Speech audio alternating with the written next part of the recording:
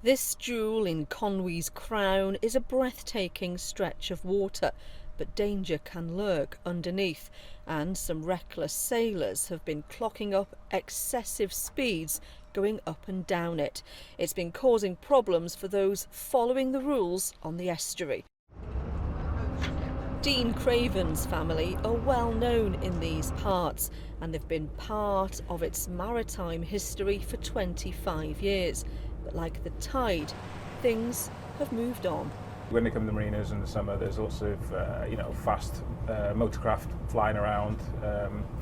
It's a really difficult place to work here because it's a massive tidal range. It's a tricky place to work. There are bottlenecks to the bridge and down Benneth. There's usually they can cause problems by not being considerate to other users. Is it a dangerous estuary? It's a very dangerous estuary. Yeah. It's a very dangerous place to work. Yeah, we've lost lots of people here, unfortunately. Yeah, ultimately it's about keeping people safe, isn't it? This is it. Working at sea is about safety first. That's the main thing. It's all about safety first, and everything else comes after. This is a busy stretch of water, and part of the issue is you get these pleasure boat cruises like the one I'm on, muscle boats, and then when people on these personal watercrafts use the estuary not knowing the rules and going far too fast, they ruin it for many. Now these newly installed cameras will be spying on those causing a nuisance. Last year we had 2 incidents where personal watercraft, i.e.